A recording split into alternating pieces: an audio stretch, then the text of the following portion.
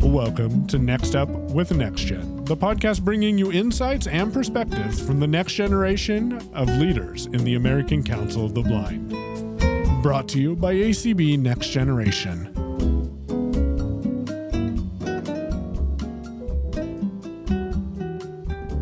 Hello, and welcome to another episode of Next Up with NextGen.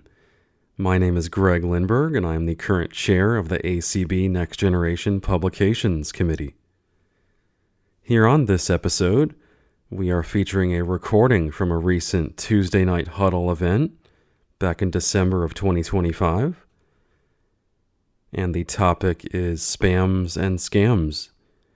And I think you'll really find this information useful, just learning about all of the different types of scams out there these days, as well as some really effective strategies on how to avoid getting taken advantage of.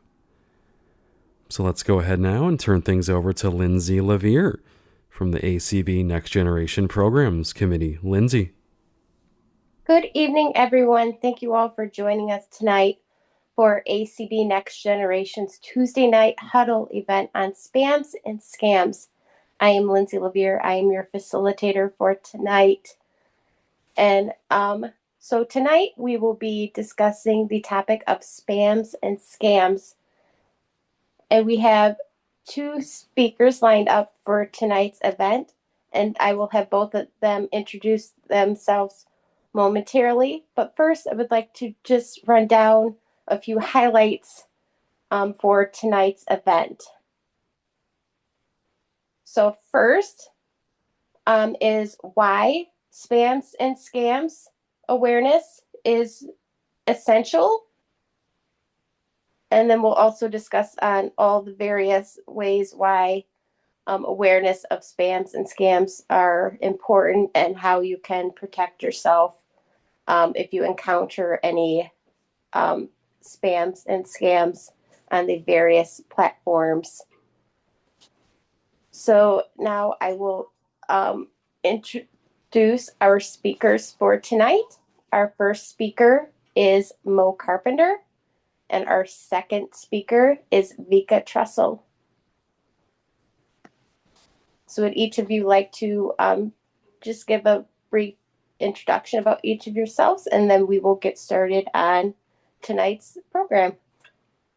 Vika, why don't you go first since you'll be presenting first? Okay, hello everyone. My name is Vika, and I'm excited to present on this topic because I think it's very important for everyone to know how to stay safe and protect yourselves and your loved ones from being scammed. So yeah, I hope you guys get something out of it tonight.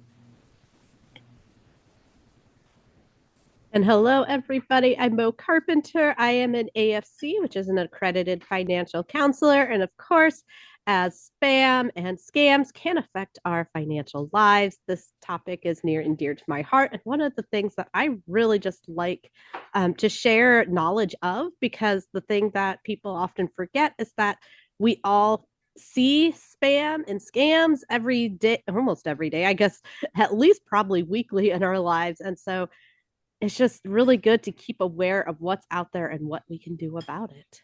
And also, I would like to welcome and thank our Zoom host, Marcy Duty, and our Clubhouse host for helping us tonight for this event. So our first segment, so what counts as spams versus a scam? And what common forms of spams, emails, texts, social media, and how scams differ from harmless spams. And then warning signs, red flags, how scammers gather and use personal information. So we will begin with segment 1. So our first question is, how can someone quickly tell the difference between regular spam and a harmful scam. So, what are the most common types of spams that people may encounter today? And it will begin with Vika. Okay, sorry. All right. Well, Yeah, my screen was jumping. I'm sorry. that's okay. If we can, I'll do the highlights first, and then we'll come back to the questions, if that's okay. Yep, perfectly fine. So, what counts as spam versus a scam? Spam is unwanted, unsolicited bulk communication, generally to promote a product, service, or website to a mass audience. The goal is to get you to click on a link, view an ad, or buy something. Potential, mostly an annoyance to clutter your inbox. While some spam may contain malicious links, the primary content is often sales focused. Content, mass distribution of newsletters you didn't sign up for, promotional offers. So that's a spam. And then a scam, also known as fraud. A scam is a deceptive and malicious scheme designed to trick you into giving away money or sensitive information. The intent is to deceive you under false pretenses and steal something of value. The goal is to extract money, personal information, passwords, credit card numbers, or load malware onto your device. Potential harm, high risk of financial loss, identity theft, and system compromise. Content, calls or messages that impersonate banks, government agencies, reputable companies. So phishing, so that is like fake lottery winnings, fraudulent investment opportunities, or urgent threats. When spam becomes a scam, a scam often uses spam as its delivery method. For example, a scammer will send bulk email, so that's spam. And then they pretend to be your bank to trick you into logging onto fake websites. Yeah, that's when it becomes a scam, because then people click on the links and stuff. So common forms of spam. So email, phishing, scam. These are designed to trick you into giving up sensitive information like passwords, credit card numbers, and other information. The email appears to be from a legitimate company, your bank, Amazon, Netflix, or a government agency. They often claim your account is suspended. There's a suspicious charge. You owe a fine, pressuring you to click on a link immediately. Money scams, also known as an advance fee scam. The classic Nigerian prince scam. They promise a large sum of money in exchange for a small upfront payment for personal information. Unsolicited advertisements, promotions, mass emails for products or services like weight loss, pills, miracle cures, or get rich schemes that you never signed up for. Then there's mal spam, which is emails with malicious attachments, often disguised as invoices, receipts, or shipping notices, or links that when you click on them, download malicious software.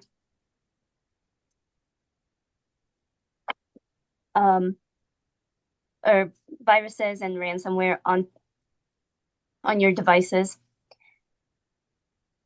Hoaxes in chain newsletters, messages spreading misinformation, urban legends, asking you to forward messages to a certain amount of people for good luck. And I know personally I've seen those on Facebook before, like send this to 10 people and you'll get good luck or whatever. Yeah, that's a type of spam. So there's a text message spam, and that's also known as smishing, like SMS phishing. And that relies on urgency and trust people have in their phones.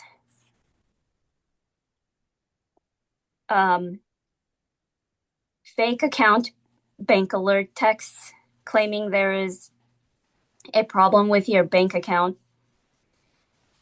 Recent large purchase or an account suspension, urging you to click on a link or call a number to verify or fix the issue. Then there's the package delivery scam. I've personally gotten these myself. These are the ones pretending to be from USPS, FedEx, UPS, stating there's an issue with your delivery to pay a fee, or requiring an address confirmation. The link leads to a malicious site. Then there's a prize/gift card or notification message claiming you won a contest, a free gift card like to Walmart or Amazon, or a huge prize, again requiring you to click on the link to claim it. Then the toll or government scam, fake messages regulating or regarding unpaid tolls, taxes or refunds, or other urgent.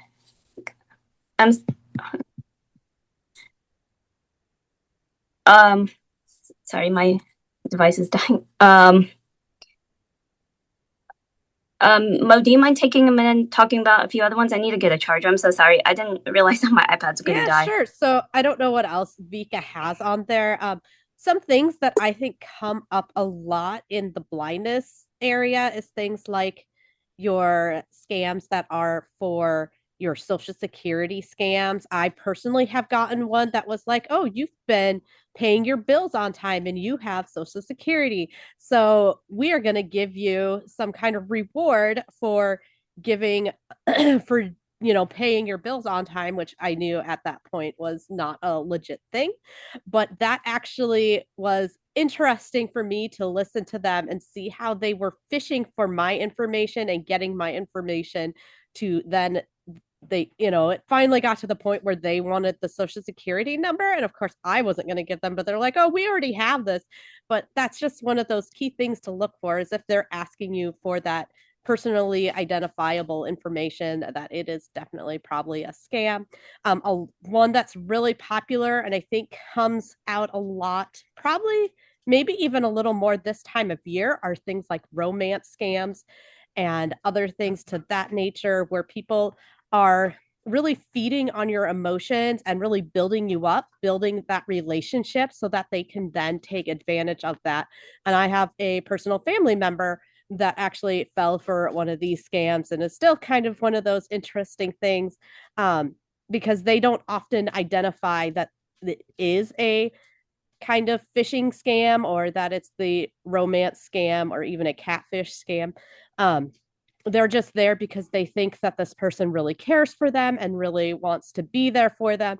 And so they often will do things because they want that attention that that person is giving to them. So that's another scam thing that is out there. I've also had scams come across my desk, so to speak, where they were trying to do things about refinancing my home. And they could tell because of documentation that we had such and such loan. And so they were like, oh, yeah, we can work with you to get your PMI removed from your loan. And you just need to give us this information. And I had to stop them and be like, I do not give that information out over the phone. You are welcome to mail me, which of course I'm not going to see their mail, but you are welcome to mail me information about your program, but I will not be divulging that kind of information out there in the public. I didn't write a whole list of these down, and I really should have. One Yeah, that's really I'm good now. Are you get back? Okay. Yeah, sorry. Oh, man, No problem. I wasn't expecting my device to die right then, like out of all the times, right? So yeah, the social media scams, you know, there's the ones that like they'll pretend to be a friend. They'll make a profile with your friend's name, and then you'll click on it, or they want people to click on it because they're like, oh, did you know you're in this video? And then they'll use, you know, they'll get you to click on the link that way. Then there's the ones where they want you to buy gift cards, and of course, you know, nobody's I think stores are actually starting to see scams like this too. Like they're like, oh, yep, if they're asking you to buy a gift card, don't do that. So that's another one. Let's see. Crypto is another big one. Yes, where people crypto. Want you Yep. to jump into their crypto. Yep. Job offer scam, and I've gotten these too, where you can make up to $50 or $500 a day using your phone. No experience needed. Lindsay, do you mind going over the real quick, what's the third thing in the outline? Sorry, my all kinds of confused because of all this stuff. So yeah, if you can just go over the third thing in the outline. So there's common forms of scams, emails, texts, social media, how scams differ from harmful scams, warning signs and red flags, how scammers gather and use personal information. Okay, so yeah, they get information from like data breaches, because places, unfortunately, no matter how secure you make them, they get hacked and stuff. So yeah, they get names and credit card numbers, and also they will go to mailboxes and look in the mailboxes and look for like credit cards or bank statements, anything like that they can use, and then they'll take that and use it in fraudulent ways. And yeah, so that's how they, and then like the data brokers, like they'll sell them information too. But yeah, so okay, so what's the next one? So under our focus, there's warning signs and red flags, and how scammers gather and use personal information. Okay. The red flags, I mean, I know, like, if you, for example, get an email and it says dear customer, dear user, anything like that, not your actual name, that's a scam. Because I mean, if a agency or whatever is going to contact you, they're gonna be like, dear so and so, like your name. But yeah, so that's one. And then if there's a bunch of mistakes, like grammar mistakes, like spelling errors, that's something to look out for. Like, if, for example, if they spell Amazon AMA 0N instead of ON, that's one. And I know they try to like make it look like it's a real website or whatever, but so that they might be able to get close, but there's a way you can actually like go onto the link and check for yourself, like on mobile. You can just like hold the link down and see if it actually takes you to that particular website. But I mean, I'm sure we'll probably hit this point again and again is if you're ever unsure, don't click on the link, don't call the number that they give you. Go to, like, if it's pretending to be your bank, call the number on the back of your card. If it's something else like Amazon, go to the app. In fact, don't even Google the web, like, unless you know the website, don't Google like Amazon number, because some of the first search results will be scam numbers, because they buy the space for that advertising, and people don't always think to like, they'll be like, oh, okay, this is the first number, I'll call this, and yeah. So Mo, if you want to say anything about that, got any other? I just wanted to add that you're not going to see quite as much of the misspellings, other than like the example Vika gave, which was an excellent example where it's spelled slightly incorrectly, which a visual person might not notice, but us with screen readers, often we catch those kinds of oddities because the screen reader picks up on them. But a lot of times they are using AI just like all of us are using AI. So you're not going to see the things where somebody sounds like they're in another country as much anymore, because you are seeing more and more people use those things like AI. And I think the one that we probably didn't mention here was the phone call scams. That are those ones where they actually have an AI voice that is impersonating a loved one. And that can be really something to really notice and pick up on. And if you do get a call from a loved one that is in danger, because the thing you have to remember is all of these are pushing you for immediate action because they want you to do things. And the big tip that I've heard is if you get a call from a loved one, just go, oh, okay, I have to put the phone down. I'll call you right back, and call that person back, even though they're going to probably tell you, oh, no, this is an emergency. You need to stay on the line. It's like,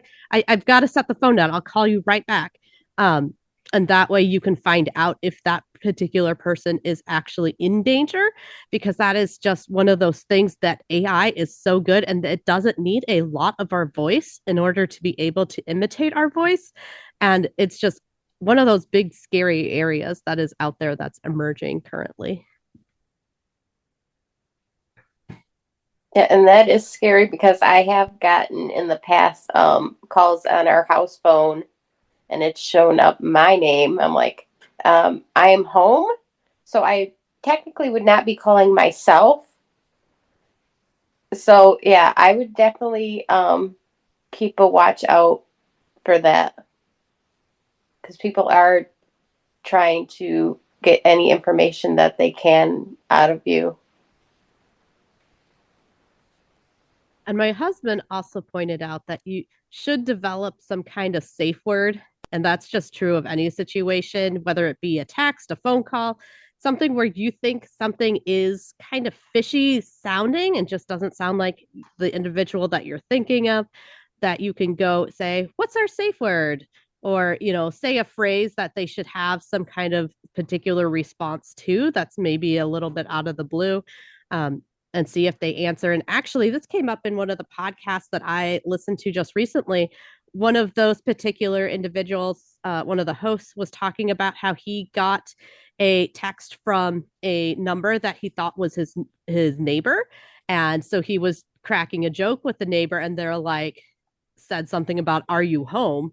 And then he figured out that it was not actually his neighbor. And then it just put those alarm bells in motion, because people can spoof phone numbers. And that was a thing why you definitely hang up the phone and call back, because it might look like it's coming from somewhere that you trust, but it doesn't necessarily mean it actually is coming from somewhere that you trust.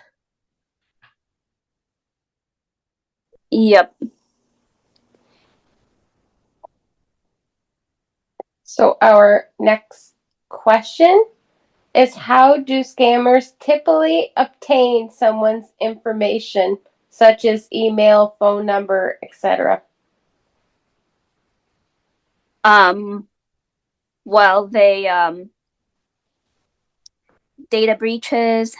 They also they the dark web, social media, because people post a lot of public stuff on social media, like name and stuff. So they'll go find like personal profiles and copy information and use that.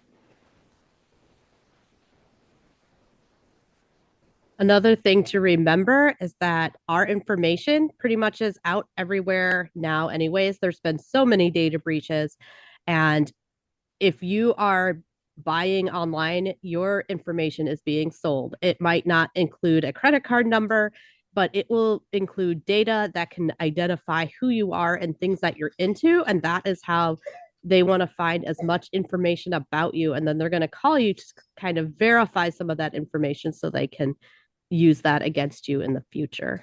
It's not a winning place for us, but you just have to really be on top of things. Yeah, and there are services like Aura, I know, is one that they, I guess, constantly scan the web for your information and like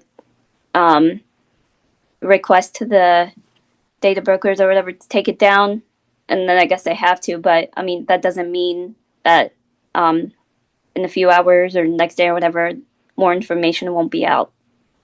So Delete Me is another one that I've heard a lot about, or I hear advertised a lot, that goes and removes some of your information, or tries to. mm-hmm.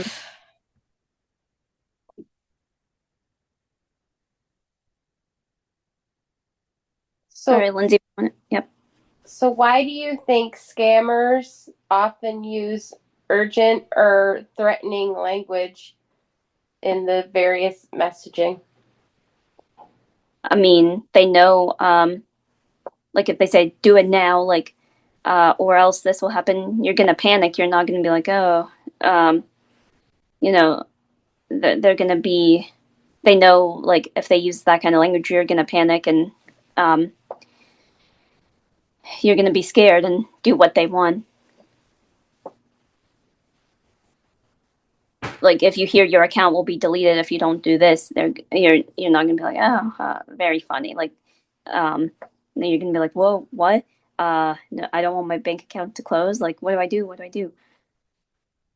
They're really trying to get us into that emotional state, because when we get into our emotions, we're not thinking as clearly, and therefore if we're not thinking clearly, we're going to react without really following a whole process through things. And so it's always important to slow down, even though they want it to go fast. And that's one of those key signs, is if they are pushing you to do something quickly, it's probably something that you really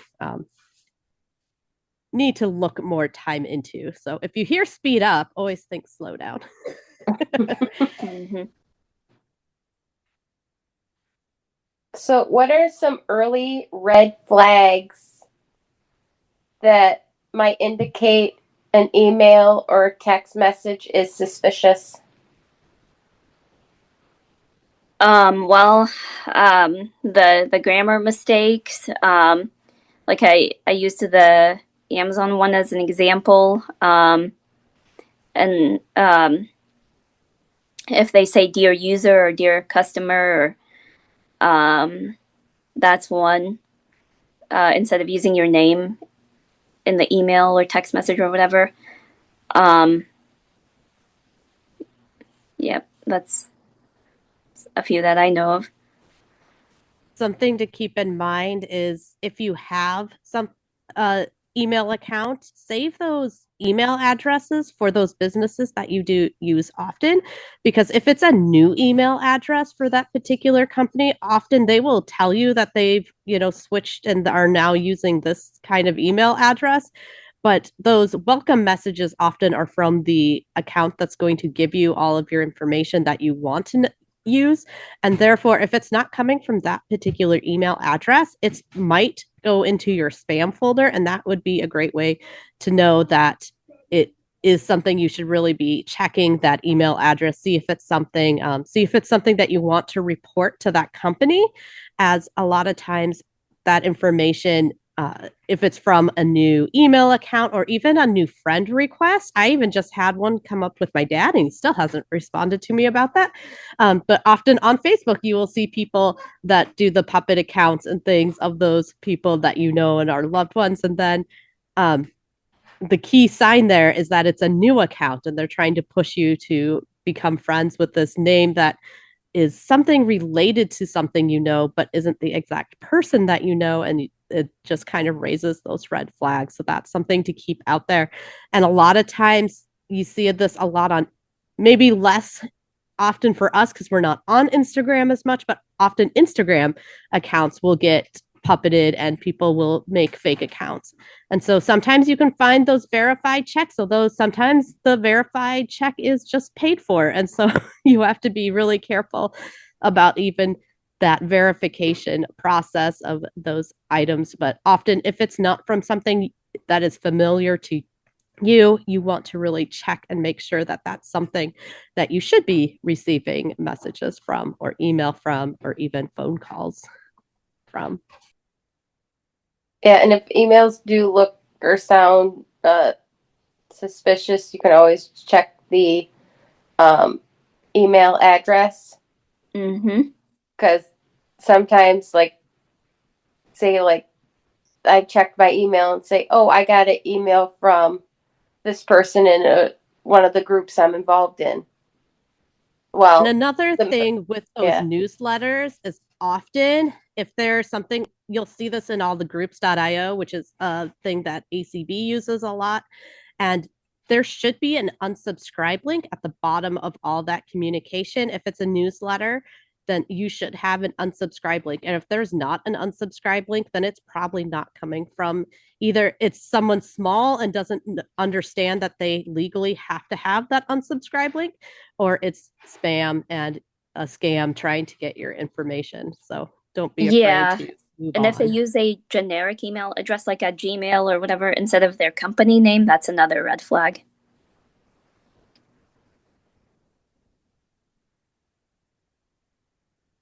Is there anything else you two ladies would like to add for this first segment before we open it up for questions? Well, I just wanted to tell people, if you're ever unsure, definitely call the number. Like I said, if it's someone pretending to be your bank, call the number on the back of your card, or go into the app of your bank or Netflix, or there's apps for everything. And like I said, go to the official website. Don't just click on the first search result you see on Google, because that could be a scam. So yeah, if you're ever unsure, just call the actual company. And if it's a friend, because there are the scams with the AI, pretending oh, this is your grandma, I need money, I'm hurt or whatever, call that person, hang up and call the person, because a lot of times, with AI, unfortunately these scammers are keeping up with the times and they're trying to get people. So just stay safe. I think another thing to keep in mind is it is their job to get you away from your money. And so keeping in mind that they are very skilled at what they do, and there is no way that we can keep up with how skilled they are, because we're not spending 40 hours a week just trying to get somebody's money away from them. And that's something really key to keep in mind, is that they are experts at what they are doing. And we are going to fall for a scam at some point. None of us are immune to it. We are all capable of falling for these things as they come up. Yeah, we are, because there should be no shame in falling for it, because again, they are experts at this and we are not experts at it. Yeah. I mean, I know a famous YouTuber who actually like literally so for those of you who might not know, there are people actually called scam baiters. And so what they do is call scammers all day and they waste their time and have them on the line. Of course, they are very safe about calling them. They use a VPN to hide their location and not their own number and fake names, fake credit cards, all that. But they will spend hours on the phone with these people, pretending like they're falling for their scam and even give them credit card information, fake, all of it. But the scammers don't know that. And then at the end, they'll be like, I just wasted a bunch of your time, but at least you didn't get a victim. And then there's actually the people who can go into the scammer's computer through like remote access apps like desktop or AnyDesk and UltraViewer. Because a lot of times that's another thing. A company will not ask you to use those websites like to connect to your computer. Now I know certain companies have their stuff, like Apple has their screen share or whatever, but they can't do anything. You are the one controlling everything. And so, yeah, that's another way they get your information is by having you connect. Because they'll be like, oh, we need you to go to this website and fill out this refund form or whatever. And we need to connect to they'll say you need to connect to a secure server. Yeah, that is not secure. So be careful too. Like a lot of times they'll ask you to download an app on the App Store or go to the app on your computer and have like remote access with them. But yeah, a lot of these baiters actually remote access to them, and they delete everything. They delete like all the victim information that they've had in the past so that they can't get access to it anymore. And so that's good. But I mean, that's good for now. But like, what makes you, it's like, what if they do this, what if they keep doing it, keep scamming more people? But I mean, we can do what we can do, which is like some people they just waste their time, and even us, like if we get a scam call, we can just answer and kind of sometimes just have fun with them a little bit, like I don't know, just keep them on the line so they're not actually getting a victim. And so, and my professional opinion is don't do the scam baiting, because that is also helping them train on how to take advantage of people. Even if they're not going to get you, you're training them on how to get to others. And I do respect the people that are doing that kind of work out there, but as a professional in the finance field, I would not recommend it.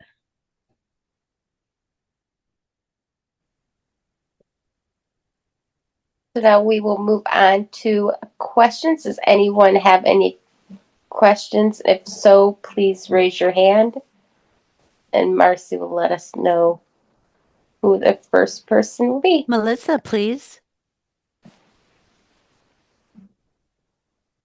Good evening. Can you hear me? We yes. can. Yes. Good. Hi. Hello, friends. Good. This is a fantastic discussion. I really appreciate you having this, because obviously as blind people, this is a very important topic for anybody really, but especially it's important for us, right? I just want to make a quick comment and just say that all of those things you mentioned about how you know if it's a scammer or not, like misspellings, all those things, keep in mind that IRA does have, because I have had to do this more than once. I get emails from someone claiming to be Xfinity. And what I do whenever I see something like that and I'm concerned is IRA does have a desktop app that you can use.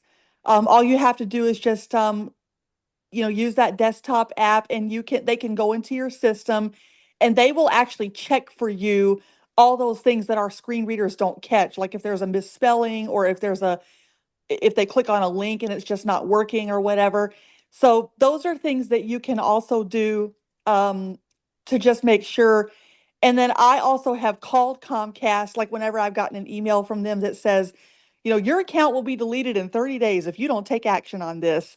and they tell me, they look at my account and they say, we don't see anything like that. That's definitely a scam. So really make sure you use those tools properly and make sure that you really understand, what you can do with those tools so that you know how to protect yourself. So that was the comment that I wanted to make. Thank you very much. Thanks, Great. Melissa. I wrote down that tip about Ira because I did not have that in my notes. Yeah, they did. It's a desktop app. I can't remember the URL link, but if you go to their website, I'm sure they have something about it. But that's a great tool. I use it all the time, especially for filling out forms and things. So it's a great tool. Thank you. Thank you. Rachel, please. Hello. I have a question about the scams and stuff that you were talking about. You said they alternate to make believe that it's artificial intelligence, so like they use the person's voice. Is there a way that you can prevent this? I mean, do they use your phone number? So they can spoof that loved one's phone number, which is why Okay. it's so key to hang up and say, you can say something like, I'll call you back. So that if it is actually that loved one, that you can actually get, calm their nerves a little bit. But it's always a good thing to let people know that if you call me in an emergency, I'm probably going to hang up on you and call you back. Like, just set that precedent out there for them so that they Uh-huh. know that you're not being rude. You're just keeping everybody safe. Okay. And Because it could be from an unknown number too, but then you might get something like, oh, I'm at this hospital or I'm calling from this jail. So that, Yeah. they might find another number that is something that you might feel like you can go, oh, well, of course, this wouldn't be their actual number because they're in this situation. But that, Right. again, can be a spoofed number. But can they use your contacts? Do you know, like, so that the phone will say call from, I don't know, call from Moe Carpenter, but it's not really her. If I had her contact in my phone, My do they assumption, use I don't. It would depend on what information they've gotten from you, and I don't know an exact answer to that. I know I've gotten a phone call. This is back when I would answer numbers that I didn't know, and they said that I had called their phone and they were just returning the call because I've gotten that too. Yep. And I'm like, I didn't call you. They're like, this Weird. number came up with this name. I'm like, that's funny because this phone is registered to my husband and isn't even registered under my name. Oh boy. And this was years ago. So yeah, it's only gotten worse from there. Yeah. I can imagine. Yeah, and All I've the had poisonous mushrooms hit the fan. Yeah, and I've had it Thanks, where Rachel. Thank you very much. Yeah, and I've had it where we've gotten calls on the house phone. It came up my name, my phone number, but I was home, so somebody was impersonating me with my number, and it wasn't me. Yeah. So I've gotten it is scary. Yeah, somebody called me and they're like, I got a call from this number. I'm like, I didn't call you. They're like, well, we got a call. I'm like, well, I didn't call you. It's probably scammers spoofing my number. Allison, please. Hello. This is a great topic. It's very informative so far. The scam that I remember is the Microsoft scam, where they'll call and say something's wrong with your computer. We want to remote into the computer. We've gotten a call from them once, and my dad had answered and said, our computer is fine, and he hung up the phone. And the couple days after, I called the Microsoft Disability Answer Desk and said, I got a call from Microsoft wanting to get access to my computer, and they said, just ignore that call, that's a scam. Well, your dad was smart to call, or you were smart to call the disability thing, and he was smart to just hang up because, like I said, a lot of people would have just panicked and be like, oh no, what do I do? So you guys are already a step ahead of a lot of people, honestly. And we're at a quarter to the hour. Do you want to go on to your next section or finish your questions? Do we have any questions from Clubhouse? No, Bell's hand's not up. Okay. So with that, we will move on to segment 2, which we will have be quite a few hands, Lindsay. If we can, I think, maybe keep it short and blow through them. Yeah, so segment 2, we will discuss on how to protect ourselves, as well as and what steps to take. So we will move on to question 1. First, oh, come on, screen. So we did kind of talk about that. Can we have, I think, 4 hands up. Can we clear those hands and then we'll move on, Lindsay? Yeah, sure. Jessica, please. So I guess my question was, how would you know if something is truly, you know, how people get good deals versus maybe not good deals and things like that, you know, and other things? Because I just want to make sure I didn't miss any, you know, good deals and things like that. And I was also curious how many people fall for these romance scams. I guess a lot of people do. Wouldn't be surprised. Yeah, and This I one don't might be the have hardest exact one. numbers on that because it is such kind of that touchy subject that a lot of people that fall into that kind of category aren't going to report because of that shame factor. So it is out there, and we don't really know the exact stance of how bad it is, but I know that I personally know 2 people that have been involved in romance scams. So, 2 people out of the small circle of the people I know is pretty much a good thing to keep in mind that that's out there. And Did they ever it's always recover? really, really good to verify information. So if there's a deal that's out there that's too good to be true, it sounds really great, but we sometimes it's okay to miss out on a good deal. Just because it sounds good doesn't mean it is good, because a lot of times if it's too good to be true, it really is too good to be true. And sometimes it's okay to miss out on something. I know right now we're in the holiday season, so there's a lot of those gift card offers. I think often those are going to be okay.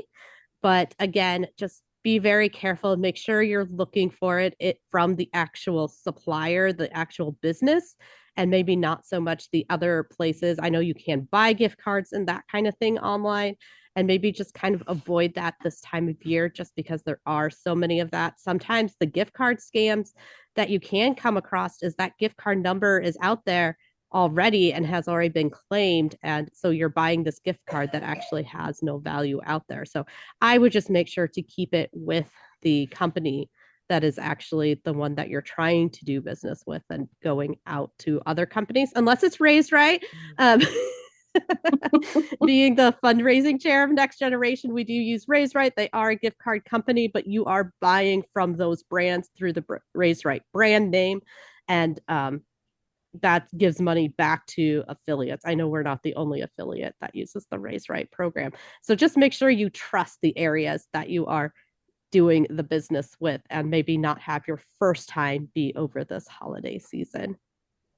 And I just wanted to add that, like, the Publishers Clearinghouse scam, I know a lot of people, they're gonna get all excited if they hear, oh, you won $1 million or whatever. But the real Publishers Clearinghouse, some of you guys might have seen the ads on TV with Steve Harvey or whatever, and they'll actually come to your door personally, like if you won. So they're never going to call you. They're also not going to ask you to go get gift cards to pay them a certain fee and stuff like that. So yeah. And also about the romance scam thing, there's a lot of like documentaries and stuff about it. Like I know Hulu has released some, like I think even Netflix. Like there's a catfishing podcast, the Catfish podcast. Like so there's resources people can look into, like if you're interested in that kind of stuff. People do share their stories because they want people to learn from them and what not to fall for. So Dan Blank and his iPhone, please. Okay, my question is, what do you people think of LifeLock? Do they really do what they advertise? Is it worth signing up for? So my personal opinion, and this is kind of held back by the financial industry, is our information's already out there, and it might alert you to something if it just happens to trigger one of their little warning bells, but often they don't even catch half of the stuff that's going on because it's information that's already out there. So I don't think it's personally worth.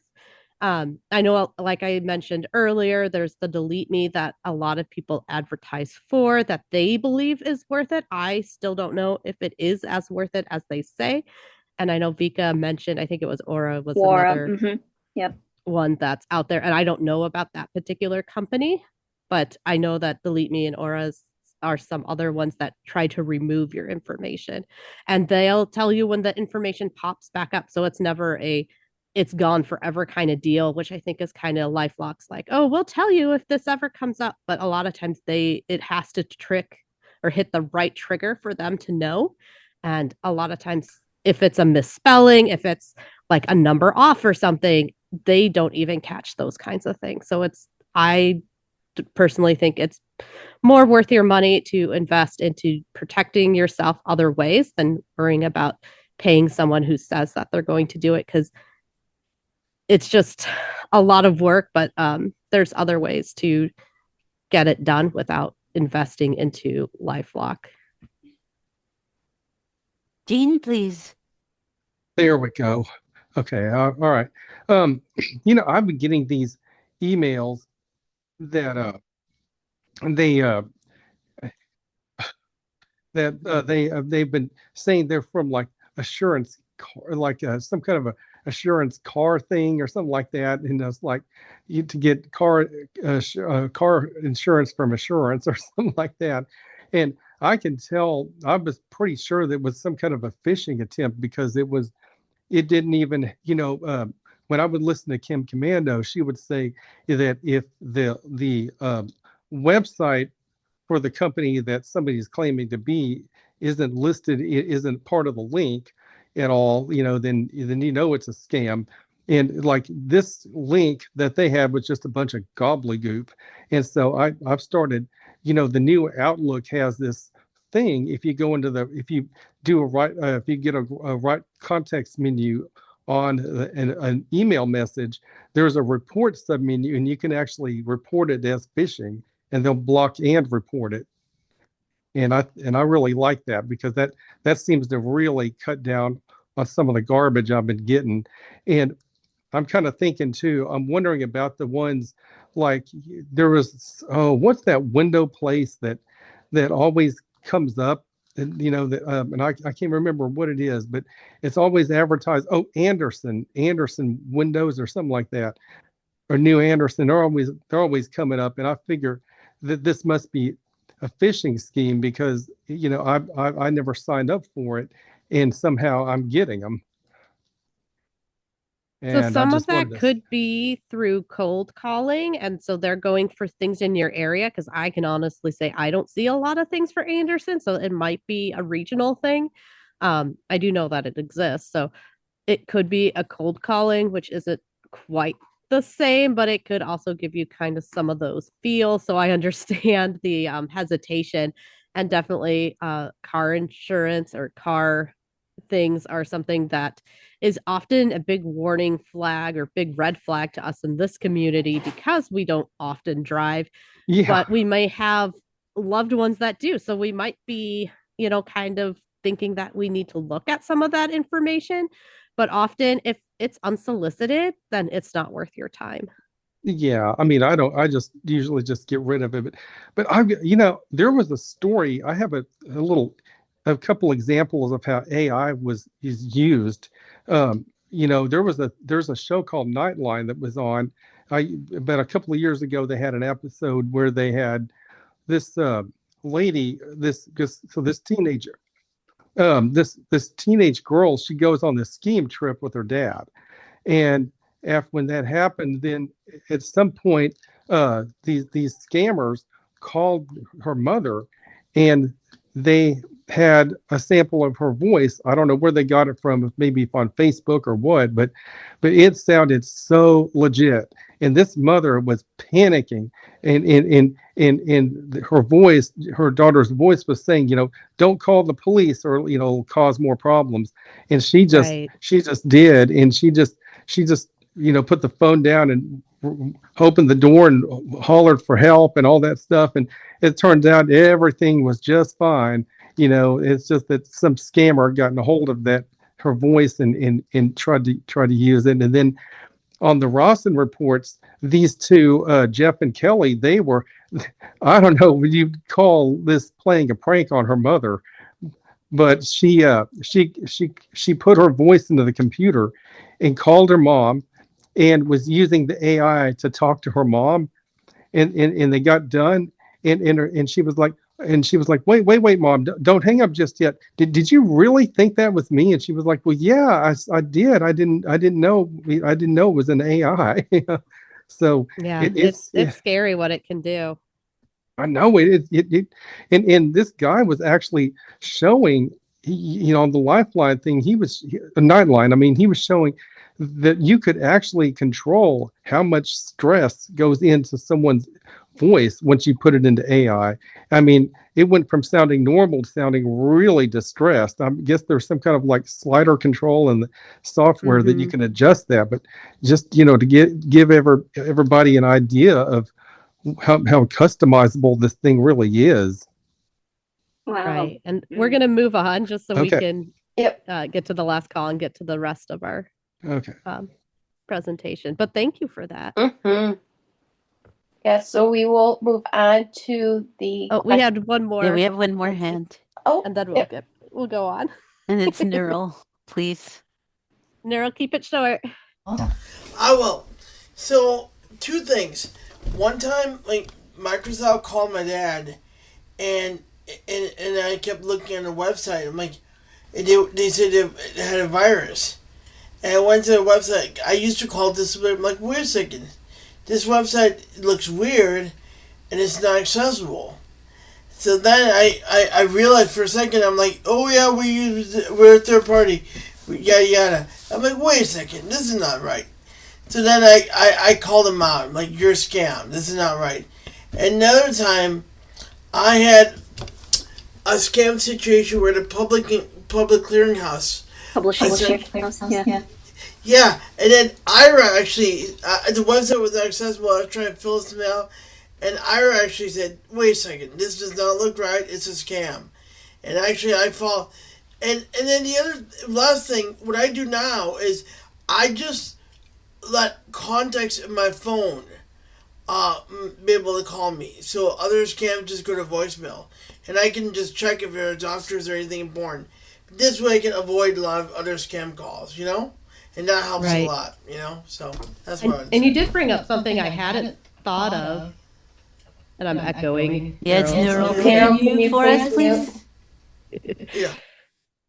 All right. So you did bring up something that I didn't think of, and this would be a great thing for us to advocate for, is for companies to make their websites accessible, because Neural said that was his key trigger there, was that it was no longer accessible, and this website should have been being from this big main stream company. So if we can tell companies that if you make your sites accessible, then it will bring you more business, because people won't think that you are spammers trying to scam them.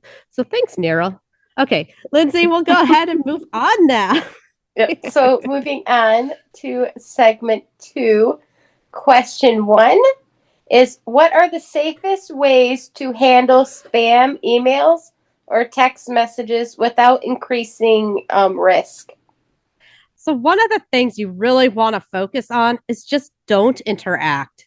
Don't interact, don't reply, The one caveat here is that I recently came upon some spam in a crafters group here on ACB, and I was like, I need a moderator to step in here. So I did reply just because I wanted it to be, I was pointing out that this is obviously a scam. Can we have some moderation? Can this person either be removed or have their posts moderated before they get posted? Because something is going on here. Somebody is spoofing them. Something's going on, because window cleaning does not relate to crafting. I don't care who you are.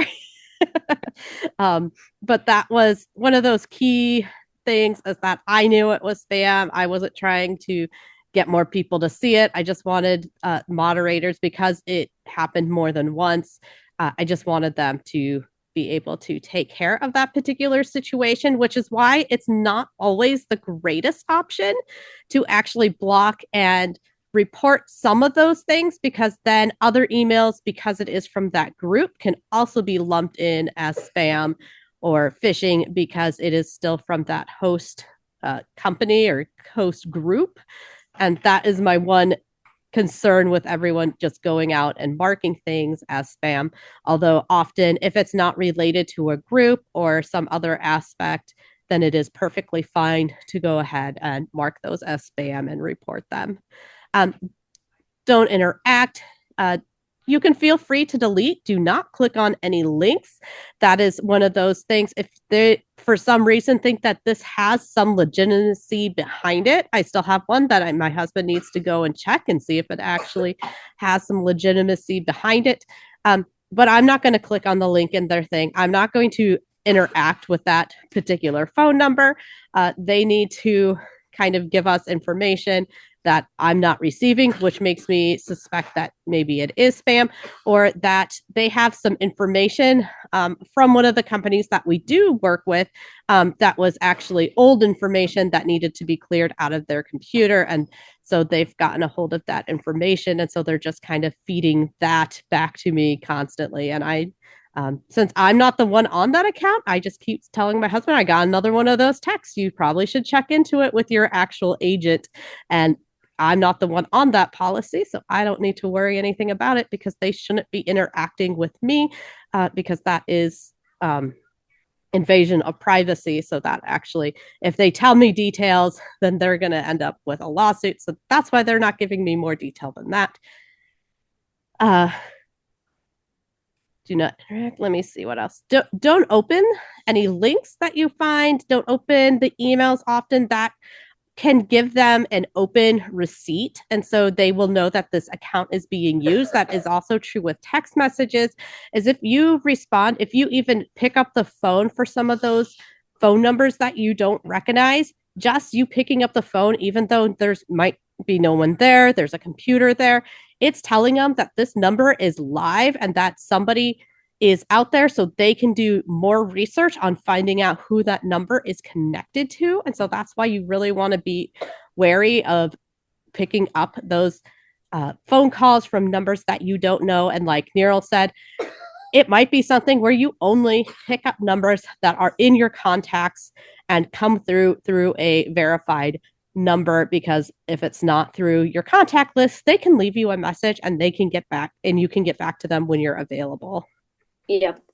And don't reply to any text messages either, because I know sometimes you might be like, oh, wrong number, because I've gotten multiple of these.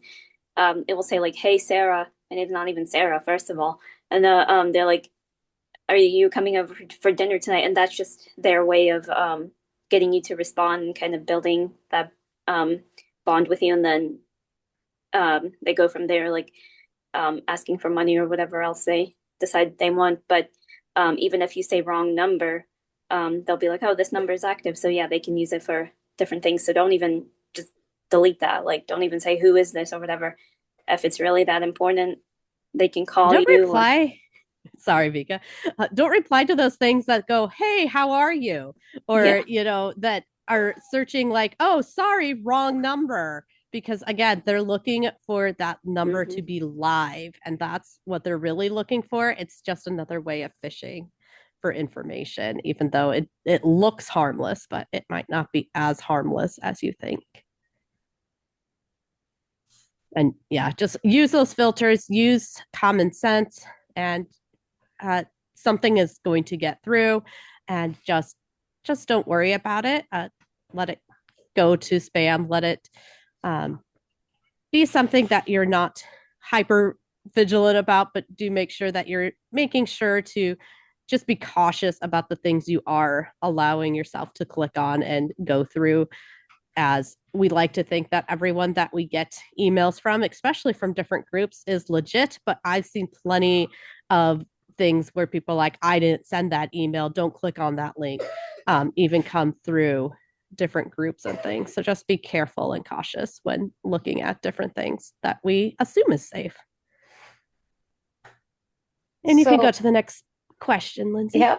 So what should someone do immediately if they think that they may have clicked on a suspicious link? So something I like to do is always close out of whatever you're in. Sometimes it might be a little too late, but for some of us, we can close out, restart your device, make sure that any history or any information is kind of left where it was, and that you're not promoting it through using it through the future. Sometimes some of this malware can actually do a keystroke log, and that actually can, most of the time they're going to think it's gobbledygook, but then they're going to get that key phrase that keeps popping up if you're always typing in your password. And so they're going to figure out, oh, this is a password to something important, because they're using it an awful lot. So I don't think there's a perfect way to get rid of some of that. It's always a good idea to scan for that malware and look for different things. But I think there's still even times when some of those scans can be malware themselves. I know there used to be one out there that was pretty common that I think it had the Windows name in it. I don't remember right offhand what it was, but that was actually just a form of malware and not an actual way to scan for malware. So it's something that we just have to be really careful to clear your history, change passwords. If you ever have a breach, make sure you're not using the same password for different things.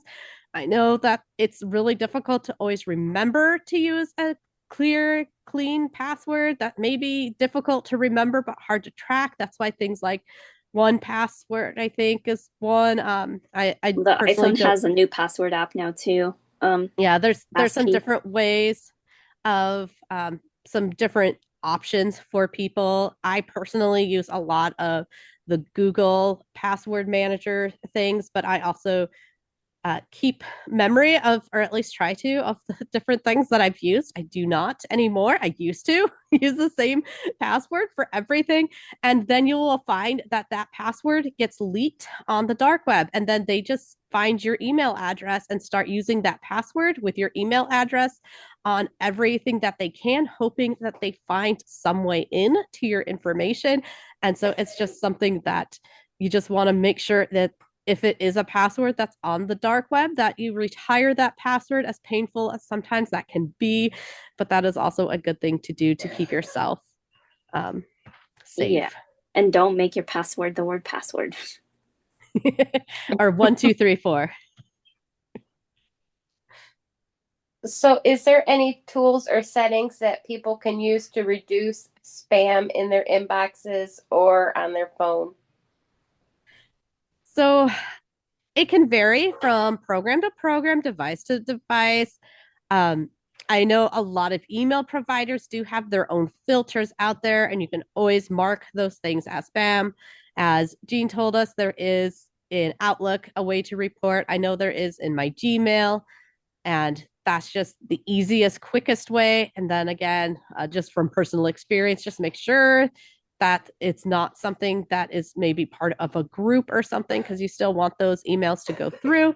Or make sure you're looking at your spam folder, because I know like a week ago, I had the ACB community schedule for the first time that I can remember in 5 years go to my spam folder for absolutely no reason. Yep, I've had that happen too. And but I'll be honest, I don't know, maybe iCloud just has a really good spam filter, because I almost never get junk mail, and even some of my important things like church newsletter or the community schedule has gone to junk mail. But also, if you want your emails to not go into your spam folder, or like less of a chance of it going there, make that email address like add it to your contacts. Yeah. Yeah, make sure you save the information for the people that you want to get back to you. And that can work on your phone too. Make sure you have those numbers, because a lot of businesses I've been seeing are starting to come across more as the business name, but that's not always going to be true. So just make sure that you have those numbers. Or if you can, when you go to maybe a new doctor's office, ask them to send you something through the number that they use for their appointment scheduler, so that you can make sure that it's in your contact book. And like Nero said, do make sure that you're not answering those things that aren't in your contacts, because that is a good way to keep yourself a little safer than non-safe. And sometimes a call, I've seen this personally, like it will say scam likely. And so that's potential spam's the one that I see a lot, or identified spam.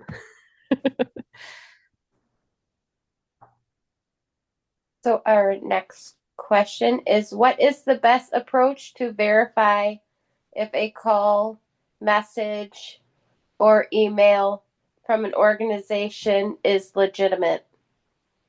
So what you want to do is make sure that you go to an avenue that you can trust for that number. Again, that's why I like the contact list so much, is that you should have a way to contact and look at that information that you're getting from the trusted information that you have.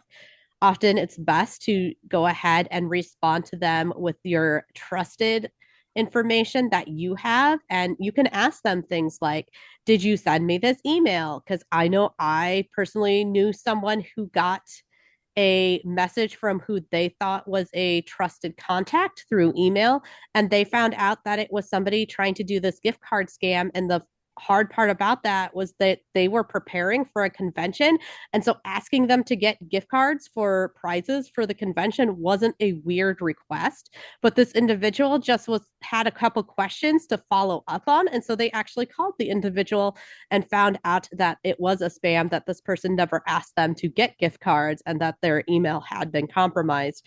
And so then they had to go and go through feeling out where their information and changing passwords and stuff.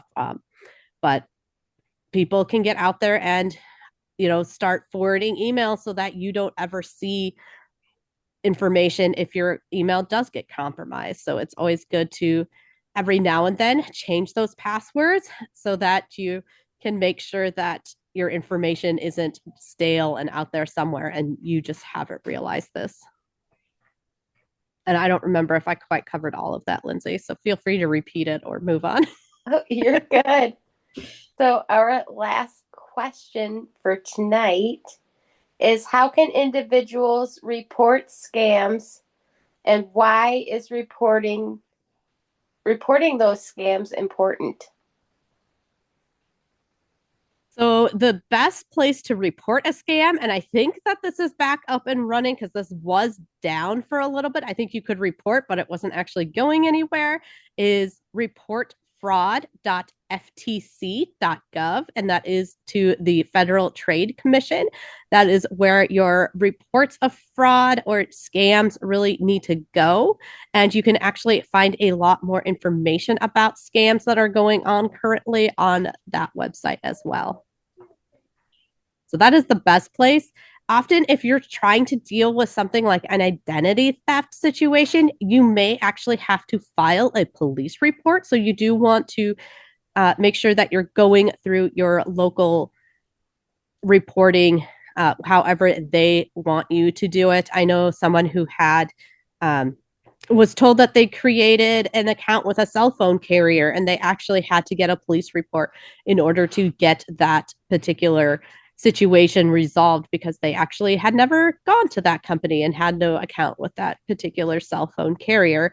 But they were able to get that information and act like they had that information. And so I don't know how that scam really works, since they didn't have the information, but somebody got a phone, I think, out of that particular thing. Not exactly sure, but I know that was the scam that they found themselves being part of, or identity theft situation.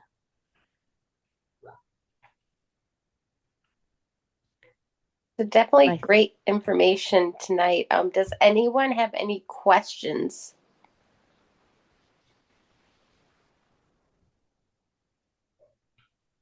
Waiting for those hands to come up. There we go. Rachel, please. Hello again. I have a question regarding the identity fraud website that you mentioned. Do you know if there's a phone number? I did not catch a phone number. I can definitely go and look for one, and you can follow up with me later, Rachel. Is that Marcy? This is Mo. Okay. If you find it, then that would be great. I don't have your contact information. I'll have to go through community to get it. Yeah, I was gonna say I can send it to community. I know they know who you are. They know me too well. I've been here too long, you know. Right. Okay, great. I would greatly appreciate that. Thank you.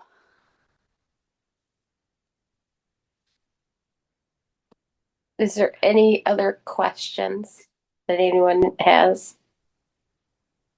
We are currently clear, waiting for those hands to pop. Something else I'd like to mention is I did a call on this during one of my podcast perspective programs back in October. And so I have a Spotify playlist. And if anyone ever wants that Spotify playlist information, just reach out to me. You can reach out to me through the email address mmwithmo, MOE, at gmail.com. You can also reach out to community@acb.org and they can forward you my information because, like Rachel, they've known me for far too long and have way too much information on me.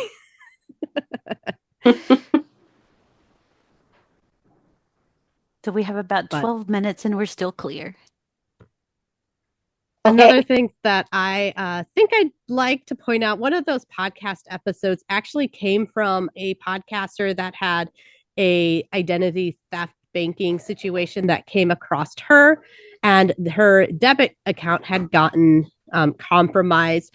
And she really went into great detail on how they actually got her into that panic state and how they got her to kind of forget about looking for those red flags and think that they were actually caring about her, although she started to notice there were these weird pauses and things. And so she did finally get that situation resolved. And I mean, the people ended up with money in her bank at that time was the one who came out to be the loser in that situation.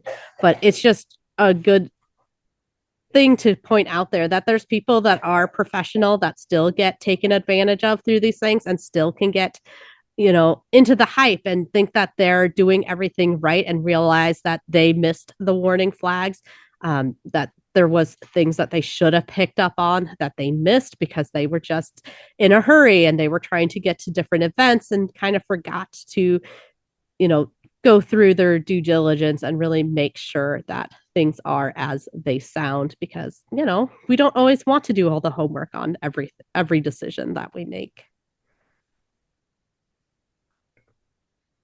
And one other thing I wanted to point out is that if you do end up in a situation, I find that credit cards are really the best way around dealing with some of these scam situations because credit cards have a much better fraud process. Your debit card can have some situations, but often you have to prove that you didn't make that purchase. And there's time limits and amount limits that you have to be aware of. And that can make it often, if you didn't realize this problem was a problem right away, a bigger problem than it should be. And with a credit card, it's a lot simpler process to say, I didn't make this particular purchase. My card has been compromised. And they will just send you the new cards with a lot fewer questions asked and just a lot easier process, I think, for dealing with credit cards. Although I know not everybody wants to deal with credit cards, and that's perfectly fine too. It's all up to your personal preference, but it's just something out there that makes it just a little bit easier to deal with if you do end up in a fraud situation. Yeah. Speaking of cards, I actually got a card one time, and mine wasn't even about to expire.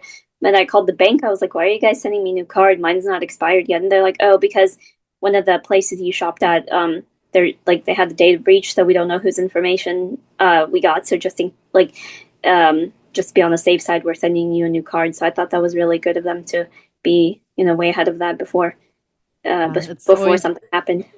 Best to be to take precautions than to deal with situations after the fact. And we had a situation here where my husband fell for one of the tech scams, and I if I would have caught him just a little bit faster, I probably could have stopped it from happening. But it was one of those situations where, because it was a credit card and we caught it within a minute of it actually happening, it was really not any big deal for us to just go, okay, well, your credit card's dead now for the next week, and we'll just wait for your new credit card to come in, and we'll go on my credit card, which is a reason that I've kind of gone away from everyone should have the shared accounts to it is really okay to have your own account, because if something like that happens, then you do have a backup situation where there is another account that you can use if your money is tied up for some reason.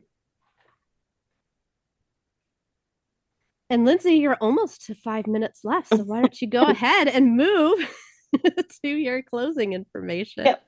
So we will wrap up for the evening. Is there any last resources or anything that either one of you would like to share before we wrap up for the evening? My advice is don't be ashamed. Take a deep breath, and you will get through this. Don't let them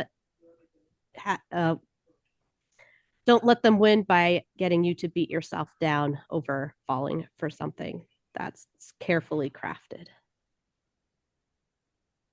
Yeah, and I mean, just inform your friends and family about these kind of things, because they might not know what to look out for and stuff. So yeah, hopefully you guys got something out of it, and stay safe out there. Don't get scammed.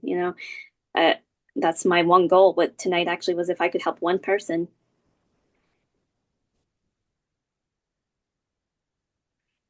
And if you are on the ACB Next Generation email list, Lindsay, do you know what that is right offhand? I think it's main plus subscribe at ACB. Oh, I shouldn't say this because I'm not 100% sure what it is. It is a groups.io. I say reach out to community and get in touch with Mo. That is always a good backup. Yeah, Michael is one of our outgoing but current board members, and so he can get you that information for how to subscribe to our list. And I'll make sure that I send out that Spotify playlist to our either main or discussion list, so you guys can have that information out there for you. Well, thank you so much, Mo and Vika, for joining us tonight and presenting on this very important topic. And thank you to Marcy and Belle for hosting Zoom and Clubhouse tonight, and to everyone who has joined us tonight for this event. And if anyone would like to learn more about ACB Next Generation, to check out our website at acbnextgeneration.org. And also stay tuned for upcoming events and programming through our website and our email, social medias, and definitely the ACB conversation list, etc. So definitely, for more information, of course, check our website again at acbnextgeneration.org. Or if you have any questions, please feel free to give us a call at 202-524-0909. And please leave your name, phone number, and time zone, and we will get back to you as quickly as we possibly can to answer any questions that you may have. And thank you all again for joining us tonight for our Tuesday Night Huddle event on scams and spams. Good night, everyone.